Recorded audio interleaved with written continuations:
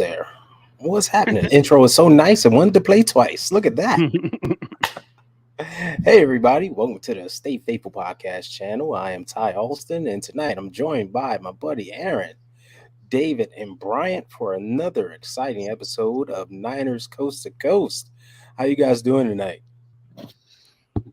Pretty good, Great. considering there hasn't been any football in a week. Yeah, it's been a long week, too. It seems Yeah. like, it seems like a long wait. Oh, bye weeks can be rough. Last week we checked, you were in your 40s. Indeed. Look at that. I didn't What move happened? the whole decade. That's how long it's been. But I was away, on a little birthday vacation. So I was kind of disconnected from the world. Probably a good So I thing. didn't get a chance to catch up and talk a lot. So I'm going to ask you guys to indulge me a bit and kick this thing off. And we got to talk about the addition of Chase Young to this defense. I just want to go around the room and get your guys' reaction to the trade. And just let me know how you feel about it. Brian, why don't you set it off? Oh boy. Oh boy. Oh boy. Oh boy. Okay, so there was all this, are we going to get somebody? Are we not going to get somebody? And everybody started to get, I put the Moody jersey on because everybody was getting into their feelings, right? And we needed something. Right? It's because it just seems like right now the Niners did let a lot of players walk away last year, and maybe some better than others walked, and maybe some we should have kept.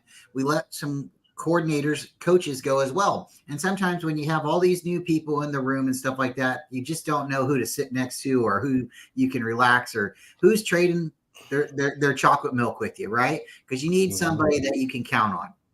And so if you've ever been in the cafeteria and you don't know where to sit, sometimes that can be an issue. And I'm not saying these guys have, emotion problems like that. I just, last year you knew when there was a tackle, somebody was going to be right there to clean it up. If I miss it or if I get it, I got two or three other guys swarming. You're not seeing that this year. So they made a trade earlier for Randy Gregory, and then they make a trade again, like you mentioned, for Chase Young. And, oh, man, that was like 1 hour before the deadline happens. Everybody's like, woo! Everybody's screaming and happy. The first thing I think is wow, this guy, he's another first-round pick. And, I know he's given us problems. He plays against the Eagles, twice, the Cowboys, so he should know how to get against their teams. These are teams we're going to probably have to play in the playoffs. So for me, it was a big win. Everybody wanted a couple other players, and a corner. Everybody wanted a corner. I think we should have went after a running back. And since I've been saying this for like maybe a week or two, maybe I put it in people's ears. I'm now also hearing people say we could have went after a running back. So I'm like really happy to hear that. I think if we would have added somebody like Derrick Henry, that would have been like a really complimentary package for CMC. But we have Devo coming back, and from there, I'm just really excited. Chase Young, he's going to be wearing 92. That's what I seen. So 90, he wore 92 in practice today. His first sighting in a jersey, so it seems to be the number. Yep, David, what'd you think about the trade? Well, it's kind of a high reward, low risk because we're only paying them what 590,000 or I'll round up 600K Exactly for the rest of the season, and then we swapped a third compensatory pick or compensation pick, however you want to say it. In this next draft, so it's like putting a compensation pick in the bank if he works out for the rest of the year. I mean, chances of us re-signing him with all the contracts we have aren't very high. Yeah, but you never know, right? I do like the pickup. I mean, now we have that edge on the other side of Bosa. Hopefully everybody stays healthy team wide and we can get going. But we're trading for a corner. I was kind of disappointed that we didn't trade for one. But Jalen Johnson, they gave his representation permission to find a trade, meaning his representation was like, all right, this is the humongous contract extension we want, as well as you giving them draft picks. So again, we're not in a position to do something like that. But Right. I really like the pickup though. Yeah. Yeah. Agreed. Yeah. Throwing just a third round comp pick for that in 600K, it's like a no brainer. That's like stealing at that point, So yeah, you pull the trigger. Aaron, how'd you feel, man? Let me know the emotion. I was like a lot of people, like Brian said, I was looking at the clock and thinking that they're not going to make a move. They're not going to make a move. Mm-hmm. And then you look at different reports and it's saying they want to go after 2 players. They're looking to make a move, maybe at an edge guy and a corner. And then it happened.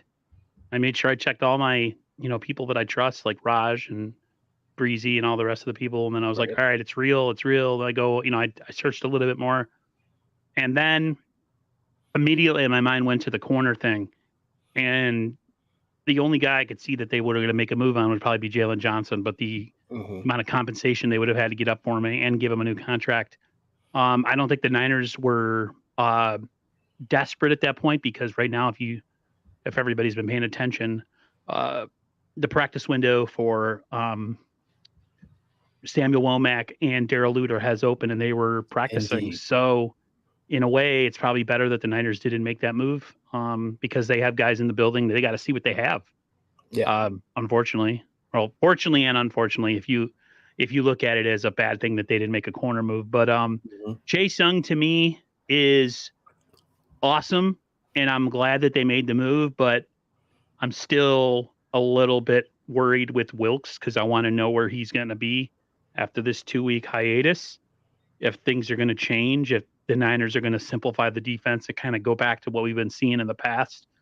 Because you can bring in all the talent you want, but if guys are out of position and guys aren't playing the right kind of defense, or the defensive coordinator isn't making the right calls, you could have the 85 Bears on there and they wouldn't know what to do. Yeah. So I'm really happy about the move. They asked John Lynch, is there a possibility of a re-sign? And he didn't say no. He said it would be tough, but you never just say never.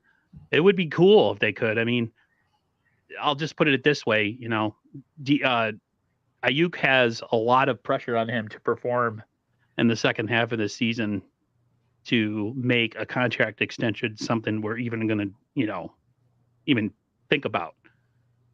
So that's kind of like the big thing. If the Niners somehow are disappointed in him and move him via trade, and they have something else in mind in the draft, then you could see maybe a guy sticking around. But that would suck. It would be awesome if they could keep him. I'm not going to lie, especially if he performs and plays really well. But overall, I'm happy. Yeah. Well, real quick, I want to say what's up to everybody in the chat. Tony Colt was first in the door. Shout out to Tony. Tony. Just a great individual. Bryant can tell you stories about her. Jason's in the house. What's up, Jason? Laura Katz in the house. Hey, Laura. And my friend Dawn's in the house. Hey, Dawn Dotson. How you doing tonight? Yeah, I want you alluded to something there, and that was going to be my next question is, how do you think, Young will now impact the defense, his addition? What do you think that means to our defense? Will we go back to just simplifying things, or does that mean we get more exotic? What do you think we do there? Aaron, take it away, since you kind of led into that. I think that it's all going to be a feeling out process with the game this coming Sunday. It's a lot of pressure is going to be on Steve Wilkes to simplify the game plan. I hope he does. When we had D Ford, we had what was called the NASCAR package, where essentially we put all pass rushers on the field and pretty much tell them to go after the quarterback. I would love to see something like that. If that means, taking out somebody and bringing in Randy Gregory, taking out maybe Armstead and bringing in like Gregory, Chase Young, Hargrave, and Bosa, something like along those lines. That'd be interesting to see. Mm-hmm. I feel like when you get a guy like him, it slots everybody in their correct place. Yeah. I feel like we had a lot of guys playing starter minutes, so to speak, like if you were talking basketball, that are not starter material. So when you get a guy like Chase Young, he automatically resets the depth chart. He is a starting caliber player. Kellen Farrell, Drake Jackson, guys like that, they are backups. That's the talent level that they have. We've been trying to force them to be something that they're not. So in a way, it's awesome. It resets the depth chart. It gives us a lot of possibilities, especially the fact that we brought in Gregory, if we could do some stuff with that. So I'm excited. I guess I'm just more, Wilkes just has me nervous. You know what I mean? It's like all these players, a lot of these players, Ty, were with different defensive coordinators and played just fine. And all of a sudden with Steve Wilkes, they seem to have some issues. So we'll see. Well, I agree with you. And Jason makes a comment. Chase is going to start from the get. Yeah, he's a 3-down starter, and that's what's exciting for me. Right? He's not a rotational guy, and that's kind of what you alluded to. We got guys that just kind of rotational. They're out there, and first down, one guy's out there. Second down's another guy out there. Then it's like, okay, depending on the down and distance, who are we going to put out there? He's a 3-down lineman. And now we have 3-down linemen across the board. So that resets everything, and that gives us a whole different discipline on the line. David, what do you think he brings to the table? What do you think it means for the defense? Oh, Chase Young, it's big. Because now we'll have an end crashing from the other side. You know, you'll have Bosa. And I was actually looking at times quarterbacks are getting the ball out of their hands. They're getting the ball out of their hands fast with us. Yeah, they have to. So, getting there fast is key. But when it comes to Wilkes and the defense, it's probably time to play up on the line of scrimmage and not give them space, because the 2.45 seconds is what I believe Kirk Cousins averaged against us. Yeah. I think Matt Stafford was like 2.53. It's ridiculous. And what, Dak was actually, I think, around 2.79, and we had 5 sacks on 2.79. Yeah. So that's just how close we're getting, but they're getting the ball out in time. So, it's up to Wilkes to make the adjustments. But Trevor Lawrence, if they're going with the quick throw offense and we're not playing up on the line of scrimmage press man, or at least checking the receiver right there at the line of scrimmage, then we're going to be in some trouble. Yep.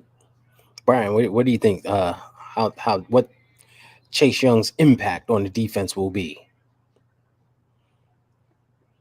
Oh boy, wow. He's going to be very, very, very, very, very impactful. And the reason I'm saying very, very, very is because when you have somebody who's going to take away seconds from potential pass, and now the quarterback might be getting the ball out 2.4.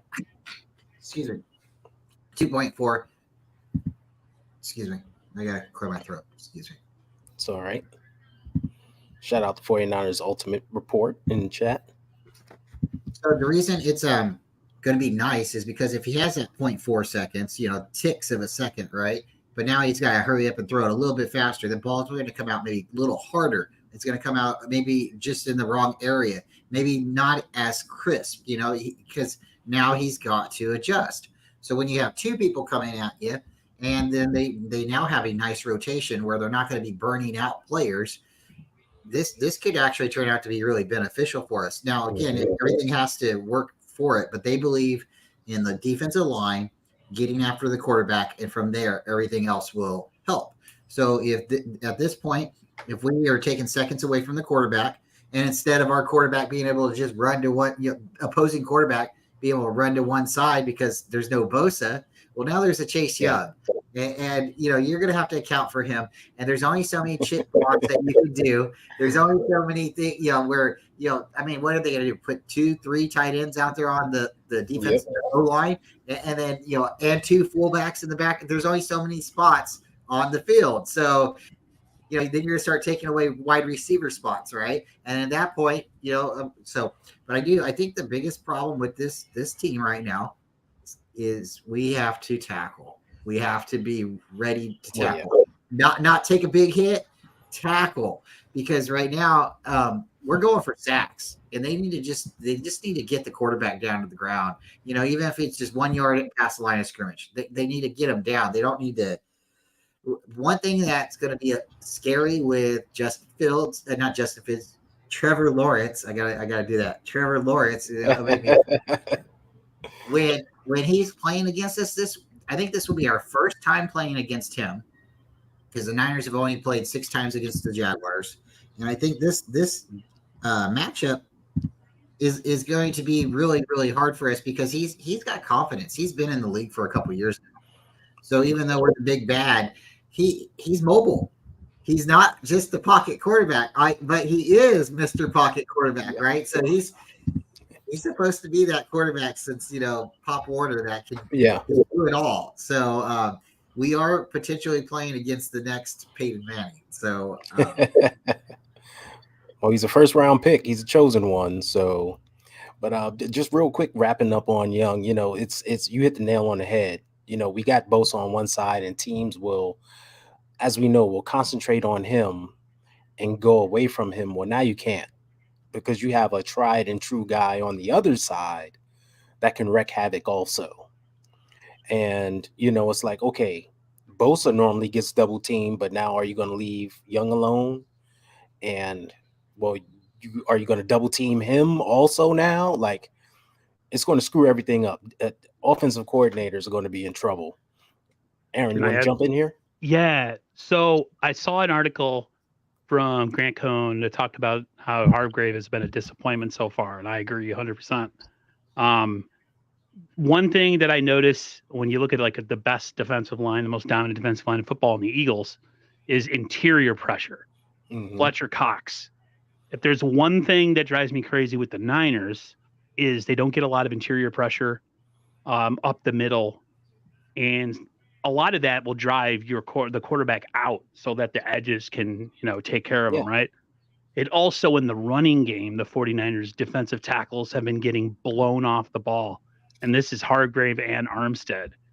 If the Niners are to get the most out of both of their ends, who are fantastic, Hargrave and Armstead have to play better inside. They have to anchor. They have to push the pocket, because then you allow, quote unquote, the big dogs to eat, and then the secondary plays better. I mean, look at Philly. Philly has probably the most dominant pass rush in the NFL, right, with Riddick and all those guys, right? Mhm. But their secondary is challenged because they have a lot of injuries. When they don't get a rush, they get torched just like everybody else. So I think it all goes hand in hand. Maybe take Isaiah Oliver out, put a Womack in, switch some people around, maybe put someone in the slot, someone outside, get some interior rush, because when you get interior rush, the outside guys can. It's all like it all works together. So against a guy like Trevor Lawrence, who is just he's your prototypical big armed big guy, can move in the pocket, all that. He's that guy, right? Niners are going to be challenged, so we'll see. Mm-hmm. Well, one thing about Chase Young that really excites me is, like Nick Bosa, he also plays the run very well. So you can't run away from Bosa or like an Armstead or like whatever side Bosa's on. Like, you kind of run away from him to the weaker guy and try to get something there. Young will be there. So hopefully that will help contain the run game a bit. And maybe those guys in the middle, they can eat some. So it's going to be interesting to see those guys on the field and how it plays out. I'm very excited for this Sunday, just to see that collective group on the field together. Yeah, I just can't wait to see what they put together. Real quick, Melissa's asking what logo is the hat. That's my Stay Faithful logo. Thank you very much. My little play on the SF. I think it's nice and creative. Very crisp. That's just me. But thank you. Yeah. But yeah, leading into this Sunday, we're coming off the bye week, going down to Jacksonville, playing the Jags, who are also coming off their bye week.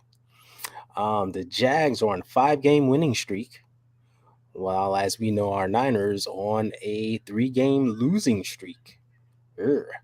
Not very good. But fellas, let's talk about this. Since we were talking about the defense, what do you think we got to do defensively to stop the Jags, who are currently ranked 10th in points in the league and 15th in yards. So, what do you think we got to do defensively to slow down that offense? Bryant, jump in there. We have to get pressure on Trevor Lawrence. We can't let him escape the pocket, and we can't let him dump the ball off. That's it. That's truly it. We have to make the tackles when he does get rid of the ball. We got to get the guys down. The Jaguars are the team right now that nobody wants to play because they are winning games that they probably should lose. Not that they're a bad team, but their team is finding ways to win. And they are the dark horse right now. They will probably win their division, and they are going to be tough in the playoffs. Mm-hmm. David, what do you think? What the keys to the defense? What we got to do defensively against them? Press man coverage. Mm-hmm. Give our defensive line an extra quarter second to get to Trevor Lawrence. Maybe half a second. It's really, if you watch the games, folks, we're getting close. And that's close. all they need to get there. Having Chase Young could make it a quarter second easy. But play up on the line of scrimmage, check them wide receivers. You know, just make that 3 seconds come off the clock so our defensive pass rush can get there and just wreak havoc in the backfield. That's what we need to see. We need to get back to that. Yep. Aaron, what you got for us? Defense. Wrap up. You're the DC. What are you saying? Wrap up. Tackle. Got to tackle. Almost 40 missed tackles in 3 games. That's unacceptable. You're not winning a championship if you don't tackle, especially on plays where you can essentially, take a first and, it's just like, first and 10, they go back to throw, they get a 2-yard dump off. You tackle the guy there. Instead of that, he's escaping. He gets 6 yards. Now it's second and short. Like that's been killing them. And third down, you got to get off the field. Get off the field. I don't understand. This has been a problem with the Niners for the last couple of years. They have issues with getting off the field on third down, and I don't understand why that is. It's just I know it's kind of the defense that they play. The talk from some people is that they've been playing a lot of press early on in downs, and that they should go back to playing zone on first and second down, and then go into man on third down when they decide to bring they're doing stuff out of order. They're like bringing rush against zone. Yeah. Mm-hmm. They're becoming very predictable. They're saying like the teams are getting tells on what they're going to do.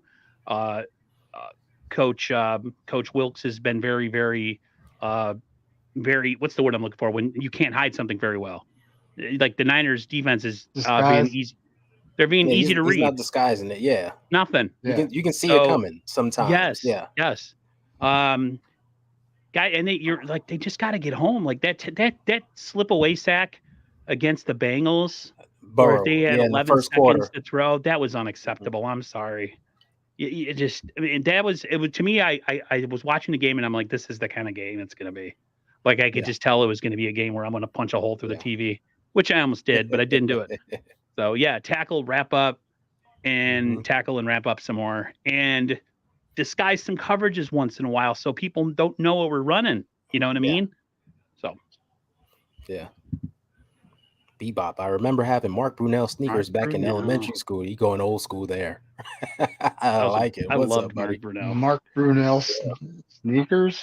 Steve Young South. He was Steve Young South. Young South, yeah. That was a nickname. That was a hint for only the chat. Please drop in Mark Brunell's number and what side did he throw on? Was he left-handed or right-handed? Only for the chat. Everybody on the panel should know this. Yeah. I already know. Yeah. I think one thing we got to do is definitely stop the run, and that comes back to tackling. The mixed tackles are crazy. I'm hoping coming off the bye, these guys will be refreshed. Because in that Bengals game, you can see guys are kind of banged up. They're a little slower than what they normally look. I mean, Greenlaw you can see he was visibly banged up, just getting up slow, shaking this, shaking that. I mean, I'm hoping that they took the time, get their bodies right. They're coming out refreshed, and they'll come out guns a blazing, and get back to being that kind of smash mouth defense that doesn't miss tackles and forces people into those third and longs, and got to get off the field on third down, like you said. Um, there's something about third and longs that just make me cringe. Ever since the Super Bowl, ever Yep. since that 3rd and 16, they just make me cringe. It's just definitely got to get off the field on third down. That is a big key.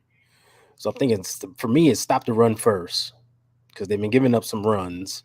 Stop the run and then have some fun. Then that's when you can get Bosa and Young and whoever else they put in there for that NASCAR package, like you mentioned. Just go get the quarterback. Go get Lawrence. Like Greg, Carpar, Bill Cowher used to say to Greg Lloyd, rush the quarterback. That's all he wanted him to do. Yeah, That's it. Right now, it's third and long. I got one job for you. Just go get the quarterback. That's it. Don't worry about nothing else. One gap penetrate, you just go get him. Yeah. Party in the backfield. Party in the backfield. That's all we need. Mm-hmm. Now, we got to talk about this offense. Because as much as people like to talk about the defense and point the fingers, 17 points a game for the last 3 games straight. Now, last season going into the bye, we were all pissed at only scoring 22 points a game. And we said the offense has to be better, and the quarterback who had turnovers has to be better. And that's both this year and that year. We're in the same situation, but it's kind of worse. Yeah.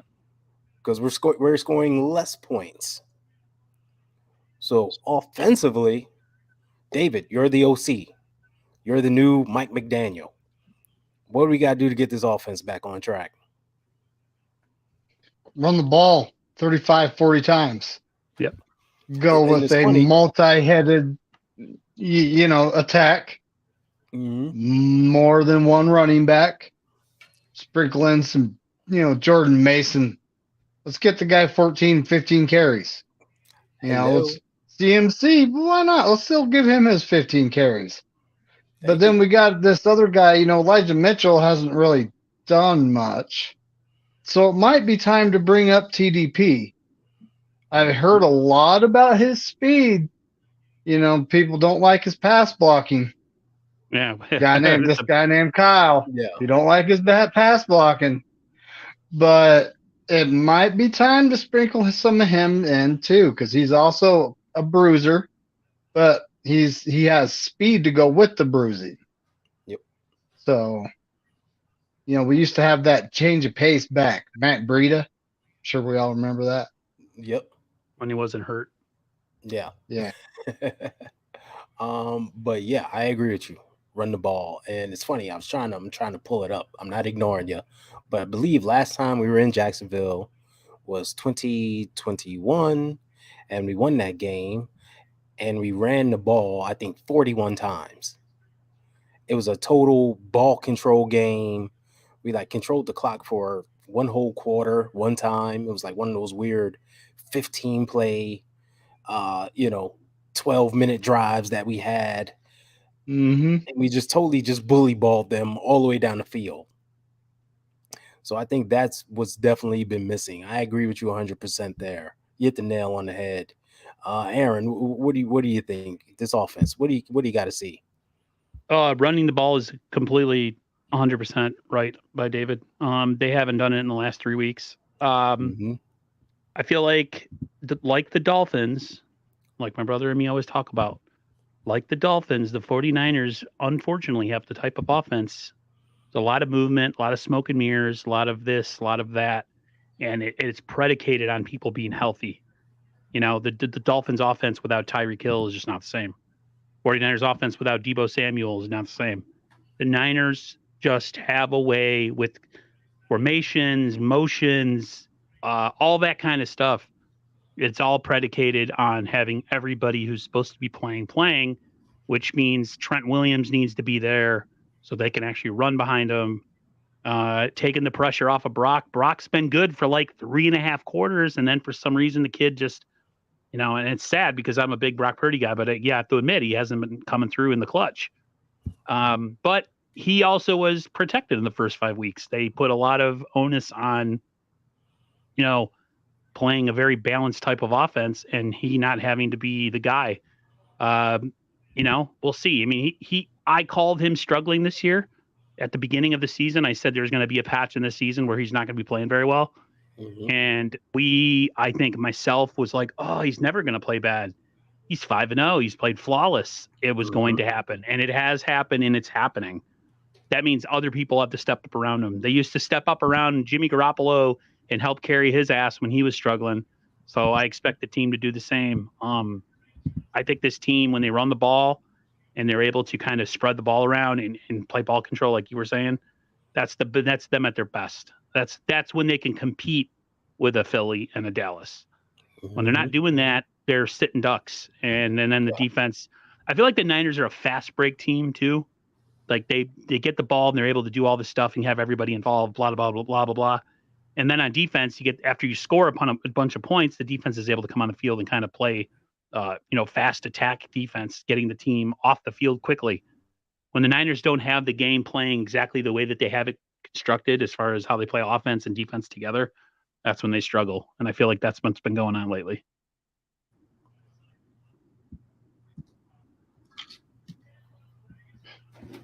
Oh, there he is. Sorry. Had a power issue.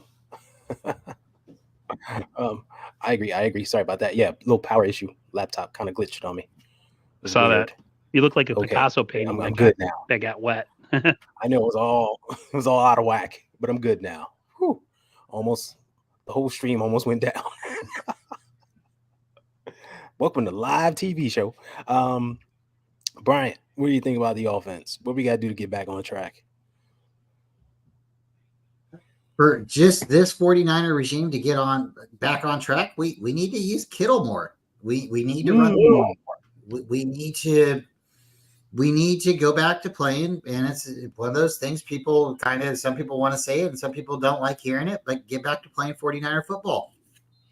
We did try for a different style of quarterback.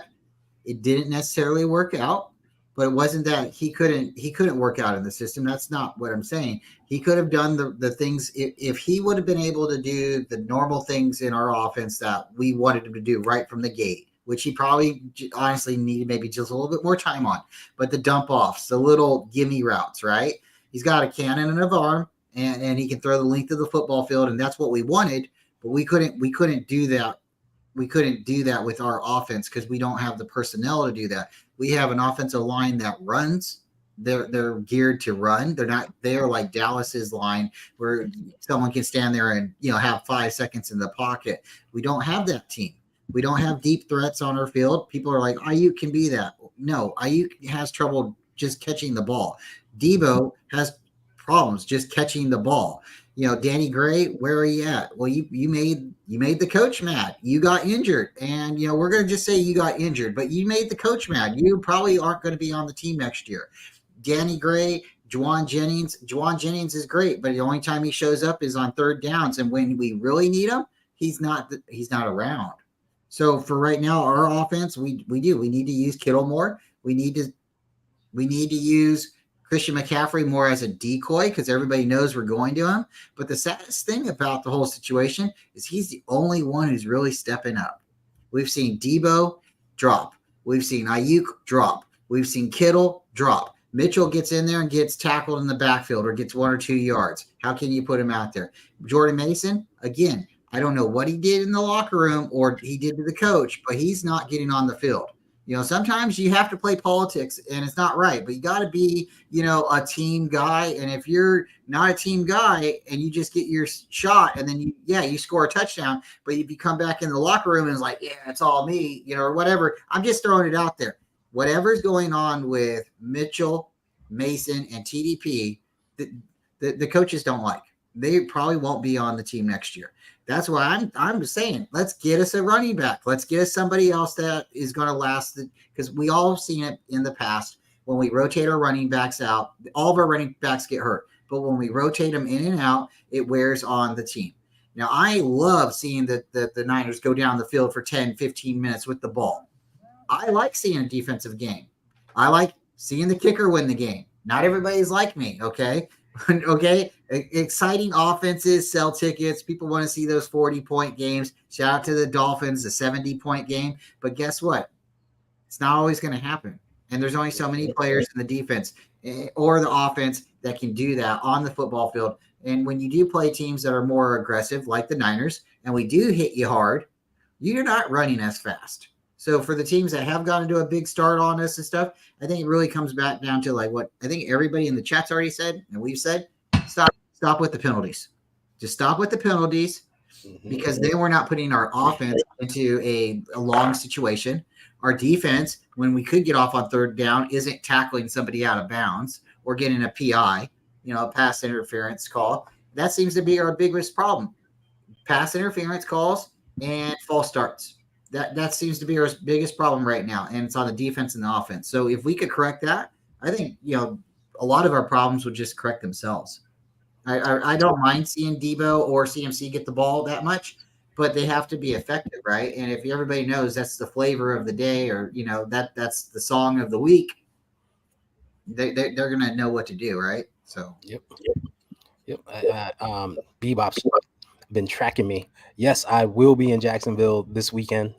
Nice. I will be there in person. Probably losing my voice, going crazy. So they're gonna be like, "You want to be on the sideline, guy? Think you know more?" Damn right. Yes. Put me down there. Put me down there, coach. I'll be there. Twin Empire in the house. What up, Twin? What is up? He's everywhere. I know he's everywhere. I don't know how he does it. See him all over YouTube. Yeah. I think we got to get back to running the ball. For me, the offense is fine. It's that they shoot themselves in the foot at inopportune times. Yeah. It'll be like 3rd and short, and the play goes wrong. And it's like, it's 3rd and short. How do you not pick that up, right? And I think Brock has been fine until crunch time. Because we've seen the last 3 weeks, he hasn't looked too good in crunch time. Yeah. Well, I'll give him a little bit of a pass the first time. He did whack his head pretty hard, but the other times I'm not sure. I don't know about that, because he popped up fine and was fine. He was fine after the game, and all of a sudden, when people were like, you know what, Jimmy G starting to look like Jimmy G, then all of a sudden, he had a concussion, right? It's like, yeah. Well, Jimmy always had a bunch of excuses anytime he played bad. Yeah, well, Jimmy never took credit for anything, never took responsibility for everything, right? At least Brock stood up there and said, hey, I need to be better. Yep.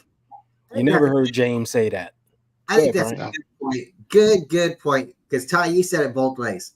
Jimmy never stood up there and took the blame, and he never stood up there and took the credit. He always said it was a team win or a team effort, right? We need to do better. Not I need to do better, but we, right? We need to win better. We need to lose better, right? So I like it. Can I say something? Yeah, of course. One thing that's been talked about, my brother sent me this video. I don't have it on me to share, but it pretty much was talking about how Kyle Shanahan, when something goes awry and his game plan doesn't go according to how it's supposed to be, that the 49ers offense gets completely thrown off and he has a hard time adjusting.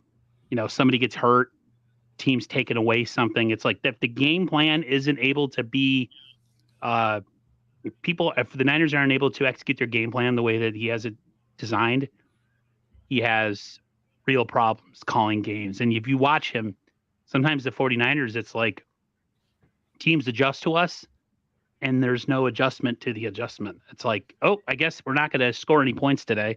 There's no mixing anything up or changing or trying something different.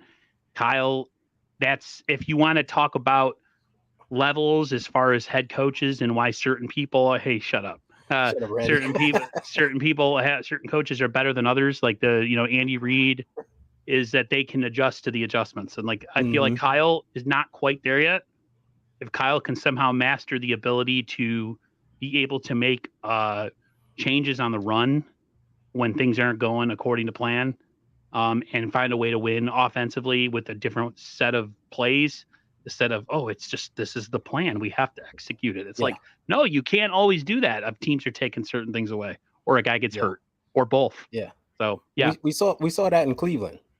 You know, Yeah. when Debo got hurt, we saw they tried to bring in Ray and Jennings and let's run the tried to same thing. Yeah, tried to do some of that motion stuff that Debo was running, and they were like kind of lost. right. They didn't know what to do.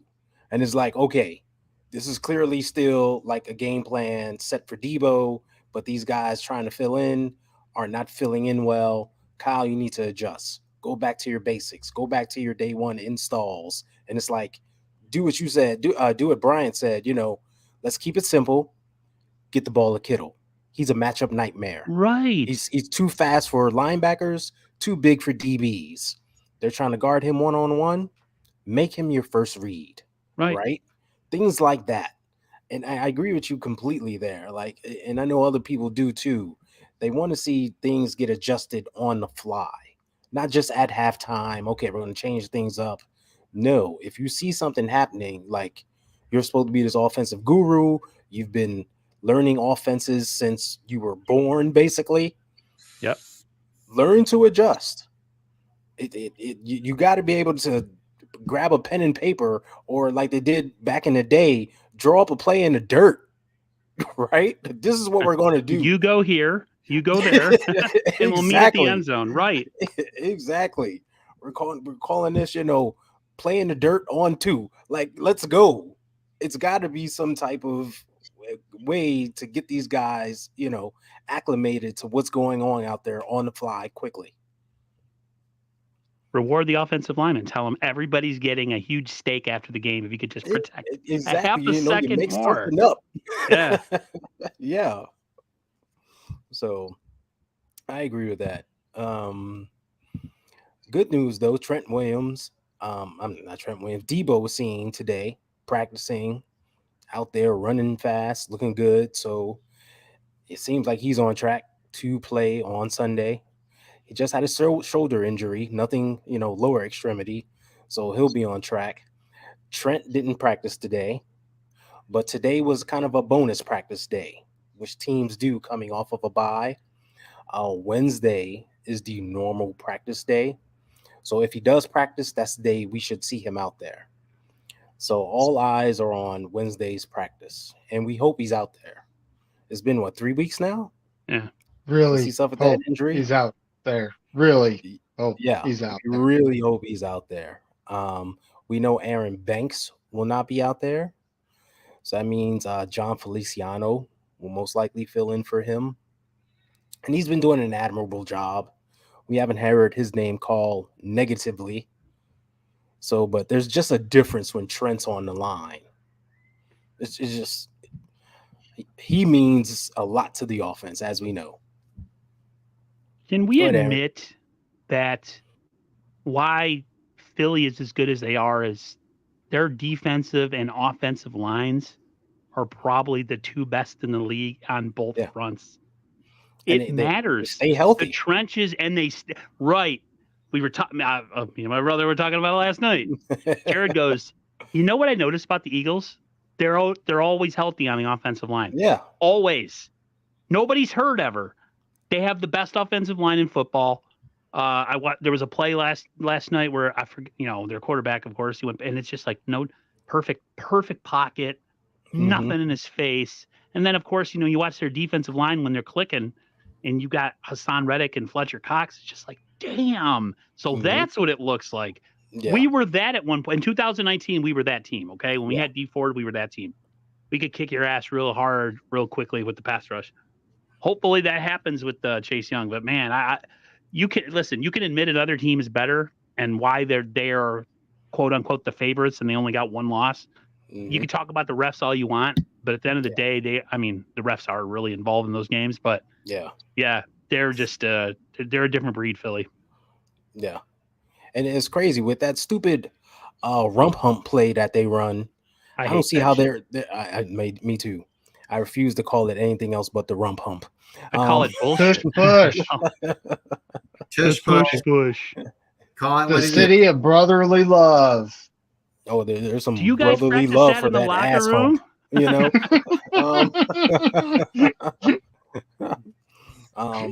Coach you could is call in it there no with them. lube, but this is a family show. Anyway, You just but with lost it with play, that. Just say that you lost it. Can't say no lube. This is a family show. What it? people just tuning in like, what's going on? No, but with that stupid play, you would think somebody might get injured at one point, but no. They're kind of like Ironman out there, so that's going to be an interesting game coming up. But let's not look too far ahead. Yep. We didn't make a move in the secondary, so the practice window is open for Womack and Luter Jr. Do we know when they could possibly return? Because my big thing is Samuel Womack, the limited times we did see him out there, looked very capable. Mm-hmm. And he's the guy I want to see more of. Mm-hmm. I think he can play in the slot and he can play outside. So does anybody have any clue of when he might be able to return? I don't. I'll have to ask Raj next time I talk to him. He might have some inside information. Yeah, because that's the guy I really want to see out there. Me too. I think he can be that difference maker in the slot because he can cover downfield. I wouldn't take Demo off. I would keep Demo where he is. I think he's played well this year. I would move Womack to the slot. To me, he's an outside guy. I like Demo out there. I think he can play inside too, but I just love him out there. His physicality, his size. He's played better than freaking Javarius for sure. Teams are going after Ward. So, say Womack isn't going to be ready for the Jag game. Mm-hmm. We got Poopy Pants playing. We got Oliver playing. I honestly would like to see the young safety Jair Brown at nickel over Oliver. The guy played corner in college. He doesn't have speed. He doesn't have that speed. That's his draft. What's his face's problem? Yep. That's Oliver's problem. Yep. When they get in the slot with those speedy guys and they run those go routes, he can't keep up. He just can't face up. Jair will get up, toasted. Can't body up. It'd be the same situation. And that's been our thing for a couple of years. Our slot guy, since the Shark left, what's his name? I forget. Mosley? Williams. Was it Kyle Williams? Not Kyle Williams. We don't say that name. Kyle Williams. Oh, don't bring me back to that day. Exactly. Yeah, let's not talk about that. The Shark, his nickname was the Shark. I forgot. But after he left, it was like that kind of nickel situation. We kind of use it as kind of like a third linebacker, if you will. Was it Kwan? Kwan Williams. Thank you. Thank you, Randy. Yes, thank you, Randy. We kind of use that as like a third linebacker, if you will. It's a guy that's just kind of physical, can play in that box and do some things. He's not really good in coverage. If you look at Jimmy Ward, that's Jimmy Ward to a T.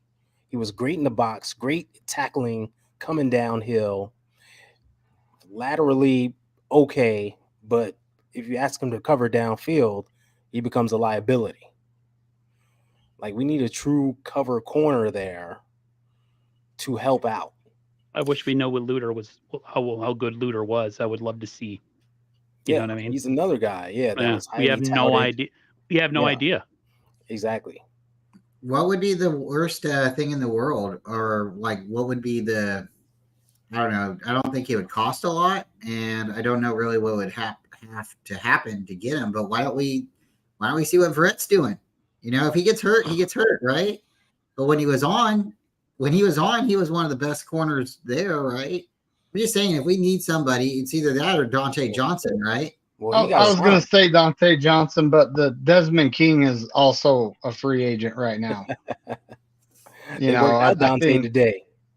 There are options, and Dante Johnson. Of the barrel. Hey, Dante Johnson, lifelong 49er.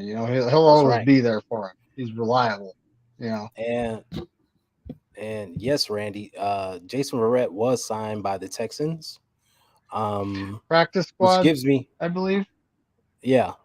was giving me So we a kind of sense of concern there because we know they play on artificial turf, and that's when he tore his knee up.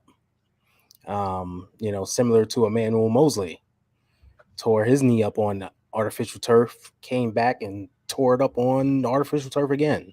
So, That sucks. Yeah, totally sucks. Totally sucks. I'm hoping literally Verrett will worked be to come fine. back and literally get hurt again. Yeah, Exact same injury. Was it on the same knee? it was on the other knee for E-Man. We're talking about Mosley. It was on his other knee. That's thankfully, ridiculous. but still tragic. He is. He I is gotta on. shout out Randy Daytona real fast. If you guys haven't read the comment, that wasn't a dream, Randy. That wasn't a dream. What are you guys talking about? Oh, you gotta find it, Ty. You gotta read it. You gotta read it. You talking about the locker room wrestling match that we were gonna try the tush push in the locker room? There's a purple alligator. And Wait, hold on. I had a dream Dave was flying through the sky on a big purple alligator and yelling, F the lambs. F the I lambs. think you're talking about the never ending story. Sorry. Yeah. The big giant dog. Yeah. Oh, my goodness. Please tell me he's clothed. Did we have McDaniels, Kyle, and D'Amico at the same time? That's nasty. Yes, that was our staff. You see how talented they are? Because they got plucked. Yeah. They got plucked for head coaching jobs at that. Immediately. Oh, you had one good season? Bye-bye. Yeah. It was like pluck. Man. We're out of here. Before we get out of here, I want to, since we're at the mid-season, I think it would be kind of fun to do a little bit some mid-season grades. So let's go around offensively. How would you grade this offense? Aaron, since your name begins with A, how would you grade the offense? I'll give them a B- overall. Up until the 3-game losing streak, that offense played pretty fantastic. They were pretty. They could hit you from a million different ways. They were moving and grooving really, really well. And even at any time in a game, even like when we're down, we have the ability to make plays and move the ball down the field quickly. So, A+ would be if Brock was able to come through in the end of the games, and he's had his turnovers, his 5 interceptions and stuff. He's come back down to earth like we all thought he would, unless we were living in fantasy world. And then, the offensive line has been a little bit suspect too. So yeah, B- overall. I think they've played really well. Did I say that? So yeah, B-. B-. All right. Bryant, how would you grade the offense overall? Out of 8 games, and the last 3 being very similar, so that's a C. I'm giving them a C. Ooh, okay. Yep. Strong C. Okay. No curve for the first 5 games. So, when you take a test, you can only miss so many points, right, before you're failing. Yep. And we're just barely above 500 right now. So, I don't see. We didn't take a step back. We've fallen off. We're 30, right? 30. Getting ready to get a tattoo, Brock 30. And then what happened? Now we're getting Brock 17s or something Brock like that. 17, basically half. So you're spot on. So at this point, if we don't bring it back up, right now we're in a downhill trajectory. So got to do something, get some extra credit or something. Did you say C? He said C. Yeah. Okay. C That's for the fair. offense. Yeah. Professor McNew, how would you grade this offense? To be up in the upper echelon of being A+, you have to put up a 40 burger every game in my book, and we're not doing that. The last 3 games have been an incredible disappointment. They've knocked themselves down to a C- in my book. Wow. And okay. The turnovers, stop taking care of the ball. The last 3 games have been horrible. 17 points. We were doing a good job of outscoring the other team in those first 5 games. And I mean, the Rams game, if I remember right, was the closest, and that was before the league figured them out. So could that be what's happening with us? I really don't think so. I think it could be maybe our players are listening to all the reporters and nationwide that are going 49ers are it. They're the best team in football. They let it get to their heads and going, yeah, we can win this game. No. 3 games in a row. 2 weeks off with the taste of a loss in the mouth. It's time to step up. Yeah. Shout out to Laura Cat in the house. Good to see you, Laura. Yeah, I'm going to go B- for the offense. Wow. I was expecting a very harsh grade, to be honest with you. No. It should be a little harsher, but we were in position to win these games. Just didn't get it done. Just kind of choked at the end. And to be okay for 3 quarters and then suck in the last, you got to kind of weigh that out. And we have had some injuries, Debo basically being a decoy for the Arizona game because he was injured there, then losing Trent, losing CMC for a game, and there's some things that just gone awry. Kind of giving them a little pass, but I'm going to say B- because they should be better. Even with Trent missing and Debo, we still have enough weapons there. Right.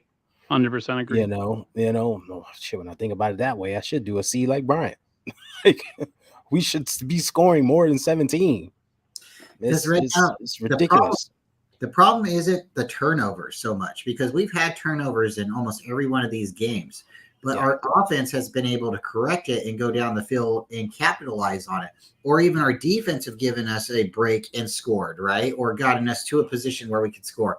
But to have multiple turnovers where we are not having the multiple scores, that's the killer right now. And again, it's like the delay of game right now that's setting us back, the false starts, or if we can't get off the field because of the PIs, like if the wide receivers aren't grabbing offense, just concentrate on offense. Yeah, I get it. It's right now. That is what it is. Just stop turning the ball over. No, you can't even say stop turning the ball over. I'm sorry, because we were turning it over earlier. We're not scoring points after that. We turn it over and we don't go and score.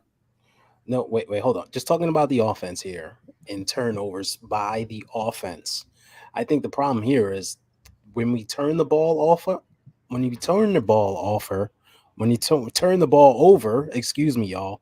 That's all. I know it's been at the most inopportune times. If you look at the Minnesota game, CMC coughing the ball up inside the 20, right? If you look at the Bengals game, Brock Purdy, we're on the 4-yard line. Brock, there's a pick on the 4. Unbelievable. You're taking points off the board automatically. You're literally shooting yourself in both feet at those times. It's just killer. Was it the Cardinal game that we had a CMC fumble at the goal line, but then we ended up winning later on in that game? I'm not sure if he fumbled in that game. I'm not sure. We were so dominant, it didn't matter anyway because they had nothing for us, But I remember that going back to the Dallas game, he fumbled at the goal line. But that happened early in the game. We were able to overcome it, and we were scoring points like crazy. So it's okay. Did Debo fumble in the Giant game? I forget. I don't remember, and I was asking 2 old guys to remember these things. Huh? Memory not too good there, but I don't think he did. I don't think he did. He was the man that game because remember Ayuk was out, so he was the guy. So I don't remember him fumbling there. I remember him having a hell of a game, but he did get a lot of touches. Wait, there was one play where he juked like 3 different guys. Wait a minute. It's coming back to me, Bryant. There was a play where he caught that pass and juked like 3 guys. and went upfield. No, I don't think he fumbled there. I think he just landed on the ball. And that's where he got Knocked the messed wind up. out. He got the wind knocked out of him, but it wasn't a fumble. He did not fumble in that game. So we were okay in that game. I remember the whole crowd was like, yeah. No. Yeah. Brock actually fumbled in that game, but I think we recovered it, if I'm not mistaken. So we were okay in the Giants game. No fumbles at all.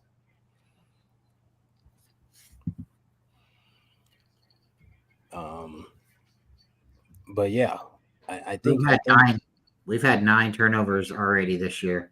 Yeah. And like I said, if you go back and look at the situation where the turnovers have occurred, they've been like in scoring opportunities. We've taken points away from us. It's been at the worst times. And we're just killing ourselves in that manner. So the offense definitely has to tighten that up. It's one thing I say for CMC. It's like, you're kind of running him into the ground. And we've all said that. It's like, you got Jordan Mason back there, It's like when it's 3rd and short, bring in the 235-pound running back, please. Like, just let him lower his head and he can get you a yard. We know that. Randy Daytona's really, really going in on us as we suck. Made a soft ass schedule. I know. Randy, what team you rooting for here? There's right. bits of truth in all of that, but Yeah. I just think we peaked too early. I think we just started shooting ourselves in the foot. The execution was just off. If you look at that Cleveland game, the execution was just completely off. And I don't know what it was, but the team just didn't execute. It was terrible. Yeah, guys running wide open, but the pass was off, or guy would miss a pass. It's just terrible. Yeah, but it happens. Or as Charles Barkley would say, terrible. It was terrible. Terrible. Give me a defensive grade so far, Bryant. Since you were going in on the defense, what would be your defensive grade at the midterm, the mid-season point? Well, I think that's probably where we got a little confused, because I don't think the defense has been that bad.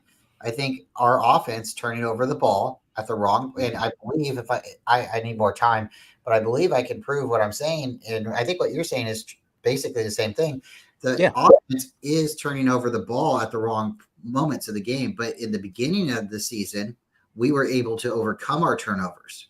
We're not able to do that right now. Mm-hmm. And I don't think it's the defense's fault that we're not overcoming our turnovers when it's the offense that's going out there.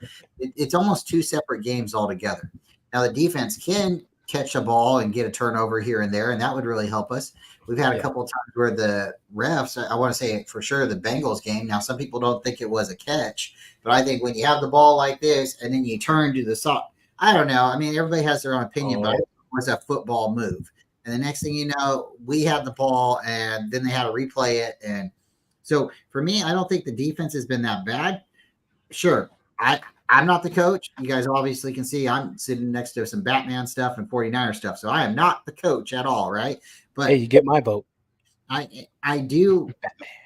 I just don't understand why they are playing so far back when when it's first down. Why are you giving up 8 yards to begin the game? But that's not the defense's fault, right? Is it the player's fault? And then I guess the only crack that I really could say about the defense is, why are you trying to act like a torpedo? Just make the tackle and everything else will come into play after that. Yeah, I'd never understand trying to powerhouse move people and missing. Just wrap them up. If you just like they teach you in like the second day of camp, like wrap up. Mm-hmm. All of a sudden we're doing freaking Macho Man elbow drops from the top rope trying to knock people out. Like, Jeez, everybody wants to do the 5-star frog splash. Yeah, a little RVD. Just cover them. Exactly. Sometimes the best hits or the best highlights are the ones that are just regular standard. I know, right? Boring. Yep. Basic ass tackles. Boring. You didn't give us a grade though, Bryant. So my grade, I guess my grade would actually be probably a B for the defense, because I think the defense is held its ground.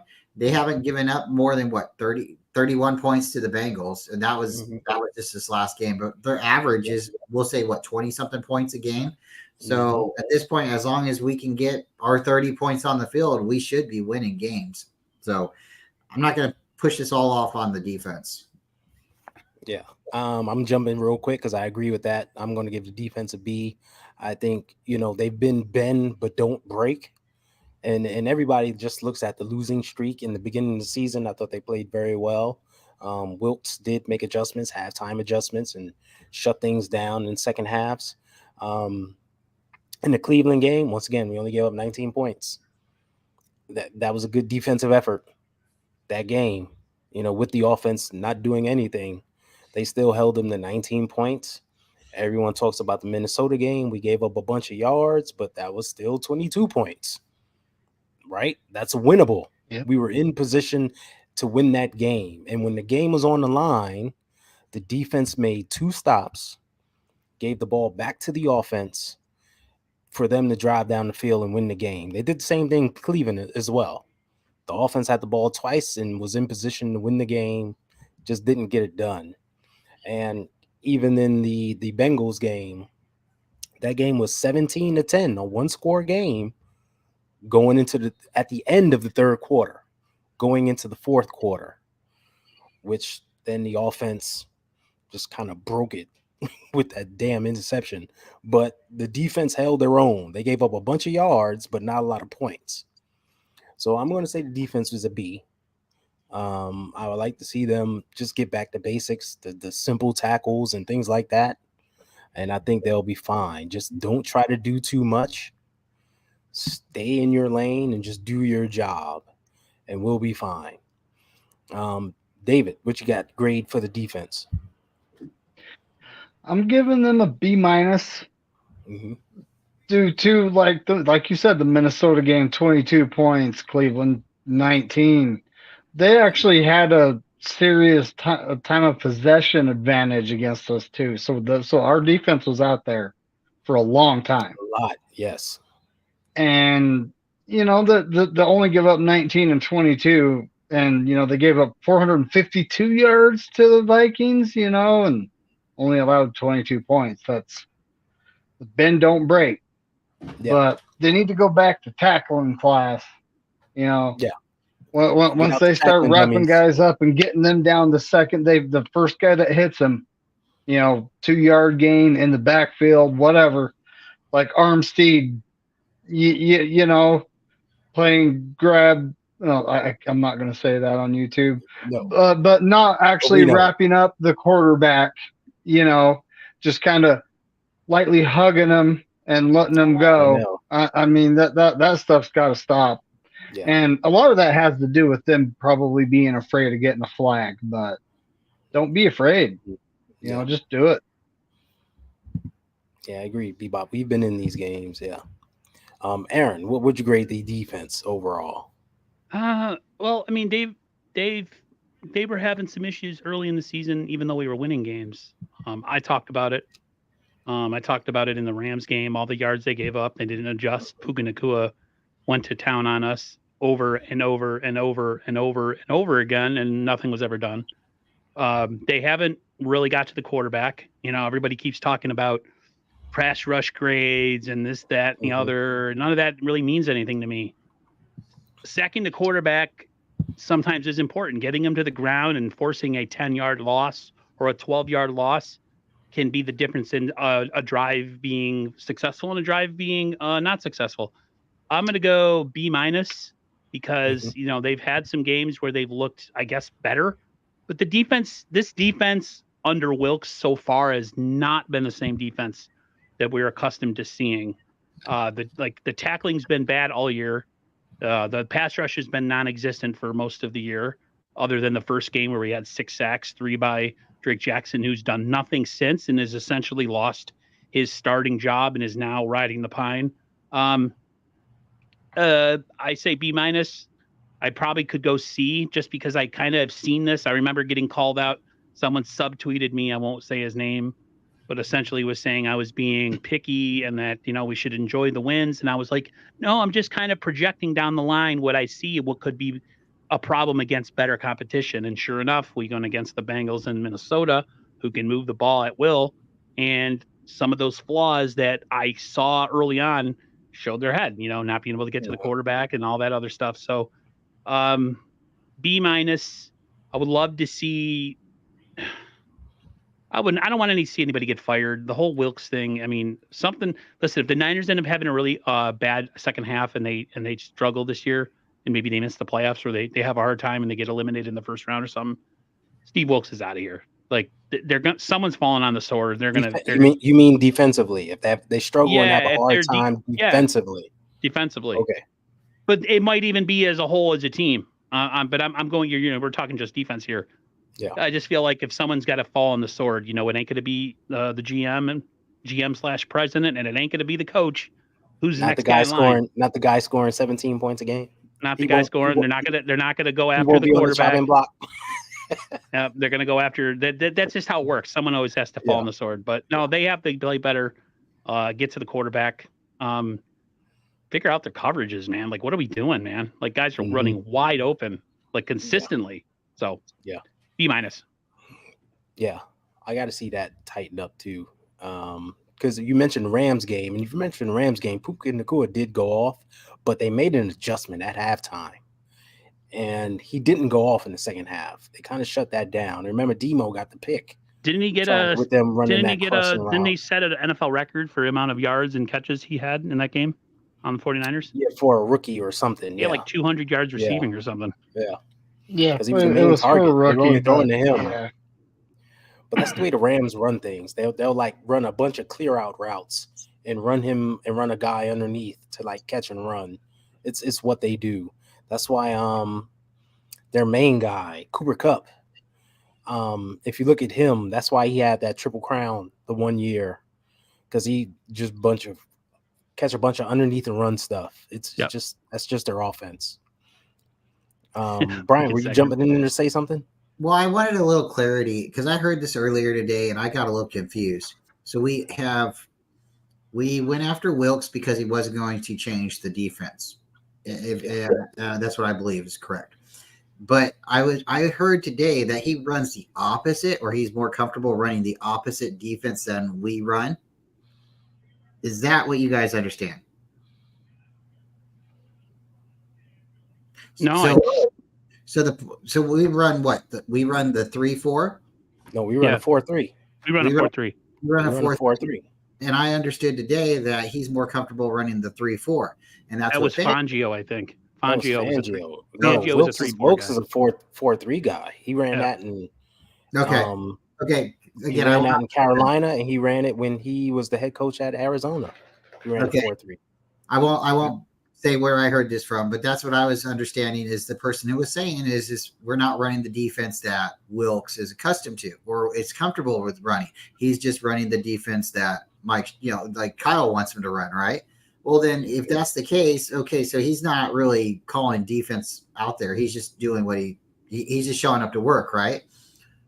So we got like definitely either he's the defensive coordinator or he's just a clipboard holder. And at this point, I just don't understand it. But if it is true that he's more comfortable running the opposite defense, then why do we bring him in?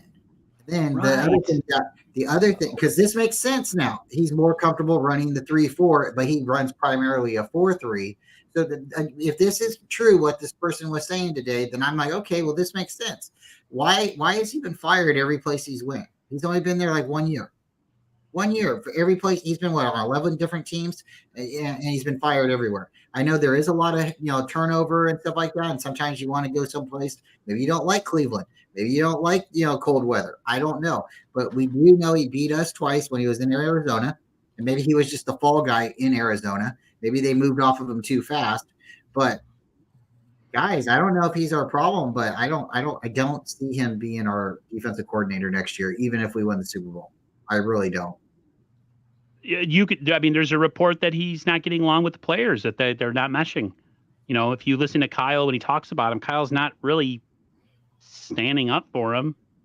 He's just kind of saying, general statements about we all got to be better, blah, blah, blah. That's not what was asked.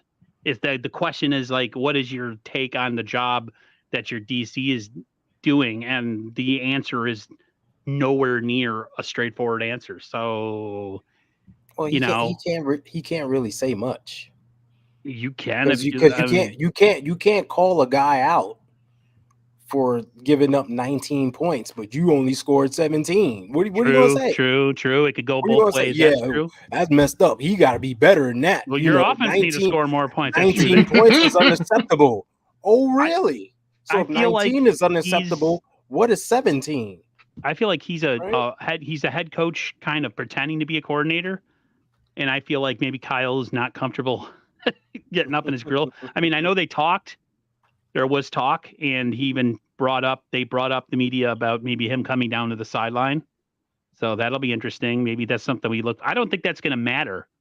It doesn't If you're matter. calling the wrong play calls and the defense isn't executing, you could be on the moon calling plays. It's not going to Exactly. freaking matter.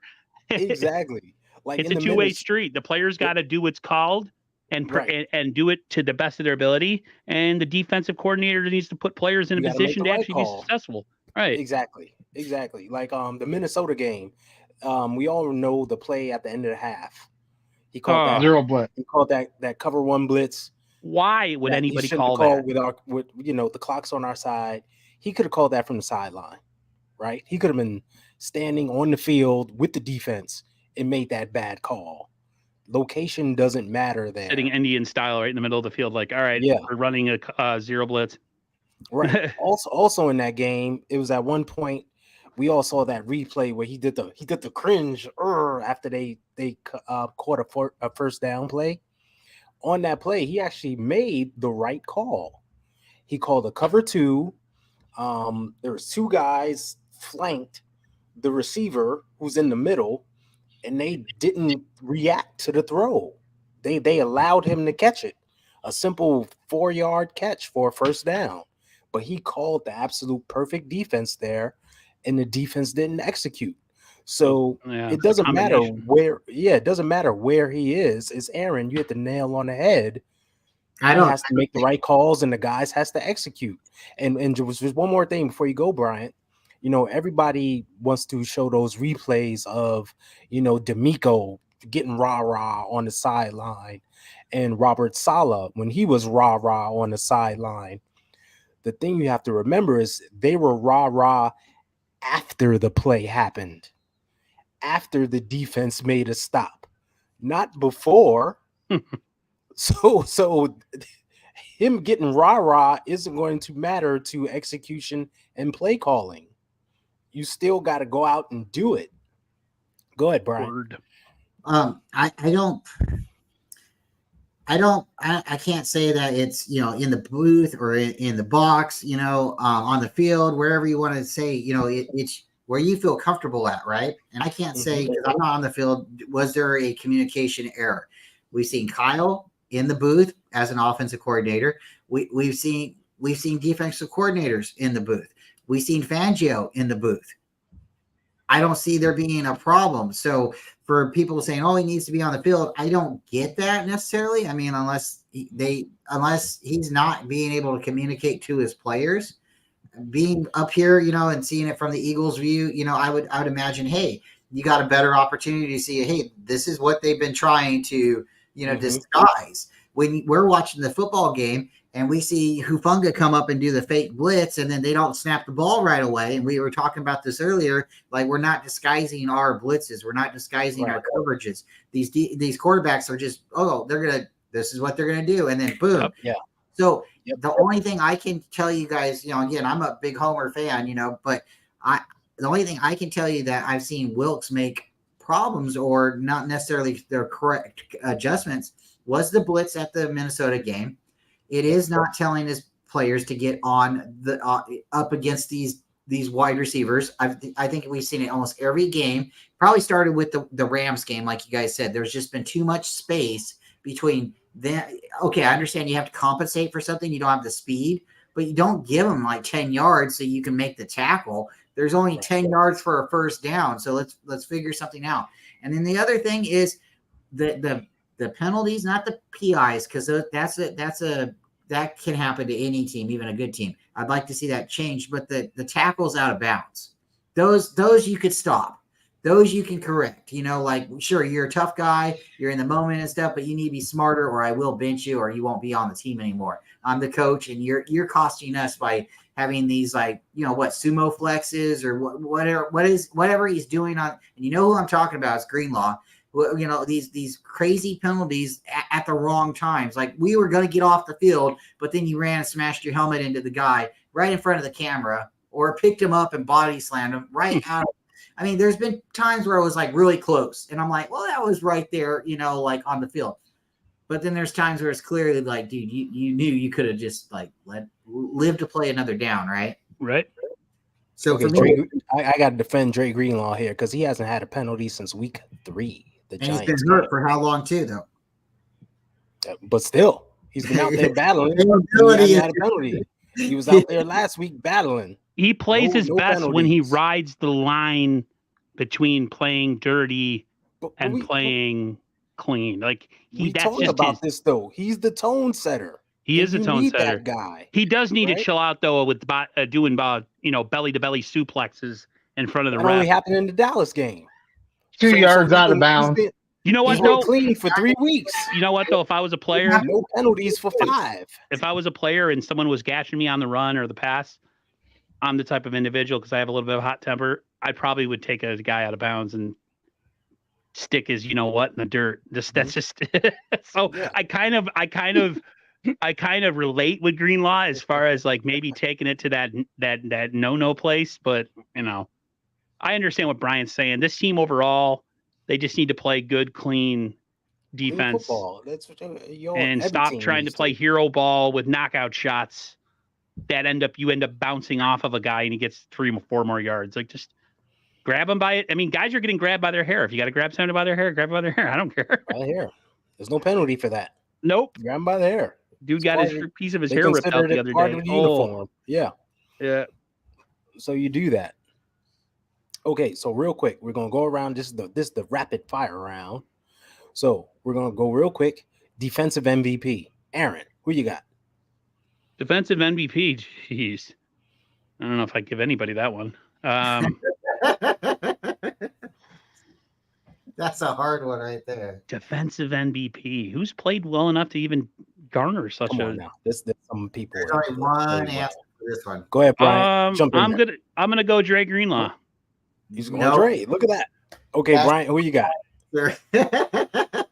That's your answer. I agree, and I respect. I had to go there, Bryant. The only reason I'd say he's playing great, he really is. But if you could just stop some of the penalties, you can still play with the intensity. But you got to stop giving the team an extra down, right? Once again, it's been released since week 3. It's got no, it's not true. We're going to look it up. We're going to look it up. Last penalty I saw he got was week 3. And then he got hurt, so he was. You can't count the Viking game. You acting like he's been hurt every game. I think he missed 1 game. This is week 3, man. When he came back the week after, he was a non. Come back next week. We're going to look this up. He was still hurt, right? They're like, don't go out there and do anything where you're going to get hurt again. So he played down, right? So no, the only one you could really truly say would be Warner. Warner's the captain, and he's really playing hearts out. He can't do it all, but he's definitely trying to hold it together. So that would be mine. Yep. David, who you got? Defensive MVP. Again, you're throwing a hard one at us here. Yeah. That's what I do. Well, I can't pick any defensive back. I'm gonna have to go LB3, Oren Burks. Oren Burks, wow. He has played very well. He has. He has played very well. Except for the time he had to step in for Greenlaw against the Vikings. He didn't play very good then, but we won't talk about that. Special teams, he's stellar. Yeah. My guy is Fred Warner. He's been all over the field. There's been a lot of tackles. Dre was out, when Dre's been out, I think he's been trying to press and do too much. We saw it in the Cleveland game. That's the game Dre missed, and he was trying to do too much. And I think when, like we all just talked about, when these guys start trying to do too much, it doesn't work out. Okay, offensive MVP. I'm going to go first. CMC, no brainer. Mm-hmm. David, offensive MVP. Who would you pick? at the Trent midway Williams. point. Big Trent. Trent Williams, because like the it. games he's been out, it's painfully obvious we miss him. Mm-hmm. Can't argue with that. Bryant, who you got? It's got to be CMC. Right now, he is the blood that's running this team. It's him. If we win a Super Bowl, it will be through his hands. Yep. There you go. Aaron, who you Christian McCaffrey. CMC, yeah. It's not even a question. Mm-hmm. If we're winning these last couple games, he'd be in the MVP discussion. Yep. I agree. Like he was He's that much of in the first 5 weeks. Yeah, he's been amazing. Yeah. Once they said he has an oblique, everybody started saying, "Oh, I don't know about him anymore." But he's still been producing and he's still been playing well. It's the rest of the team. The rest of the offense hasn't been stepping up.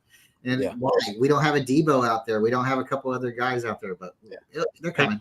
I expect Brock Purdy needs to step his game up in the late parts of the game. He's been playing 3-quarter games real well, making big throws that are outside of, I thought, his body and physical traits level. And it's just at the end, he's playing hero ball and he's just making bad decisions. So bad decisions, making mistakes. Yeah. But I've seen, Josh, and I'm not comparing him to what's his name from Buffalo. I'm just saying that dude in his career has thrown so many interceptions, some at the end of games. So it's, if a guy with his ability, that physical trait set, a guy like Brock can't afford to make those kind of mistakes. Yeah. He doesn't have the ability to run a 45-yard touchdown like a guy like Josh Allen can. So, yeah. And real quick, Ty, we've missed 3 field goals. If we miss another one, that's 1, 2, 3. But we've missed 3 field goals. We can't lose games because of field goals. Nope. He's money from 50 plus. That's all you gotta do. Just get him outside of 50. You know what he needs? On a clear day. You know what he needs? Who was the defensive player who would ask an equipment guy to slap him across the face before the game, like hit me, and the guy would just rear back and just bust him right across the mouth. Maybe because he always looks so like kind of shucks, like right. Maybe someone needs to come behind him and give him like an atomic wedgie or just punch him in the mouth or something, get him going, get his adrenaline, and then he won't miss any more kicks. Because I feel like he's like, I don't know, man. What's up with him, man? Like, be confident, dude. You were like one of the best college kickers ever. Like, remember who you are. He's only missed 3, and he made the last one. So I think he'll bounce back. He's good until he misses his next one, and then we're all gonna jump off. The jersey will be on the floor. You could do it like a certain person we know, and just use the jersey as a doormat, and try to get likes and views off of that. Yeah. But yeah, he made his 2 extra points in versus Cincy, and he made his 1 field goal. So, hey, he does have a huge leg, though. I will say, maybe he's on the roll right now. You never know. Maybe he needed the bye week to clear some things up. I heard again, CMC's the one kicking. Oh God. Hey, that running back for the Texans yesterday was executing kicks flawlessly. So he's the next. It can be great done. Running back. It's not Christian McCaffrey. Can he kick? Can he? Yeah. We got a triple crown. Can we get somebody with 4 things right? I don't know what you call exactly a quad or something. Hey, with the quadruple crown. I call him the Quad City DJ. I don't know why. Guys. If you guys don't have anything else, I think this about wraps up the show. I want to thank everybody for stopping and tuning in. It's been fun tonight. Make sure you follow Aaron, David, and Bryant on their respective channels. Links are in the description. So all you got to do is click on them and you go to their channels. Make sure you subscribe. Once again, we do this every Monday. Next week, whose channel are we on, gentlemen? We're on Aaron's channel. The Big Guy's channel. 49ers First Takes. Big guy, literally. First Takes. Boom. And join us again. So, everyone, have a good night, and we'll see you next Monday. Bye, everyone. Go Niners, F the Lambs. There you go. I had to hear Stay faithful, everybody. See ya.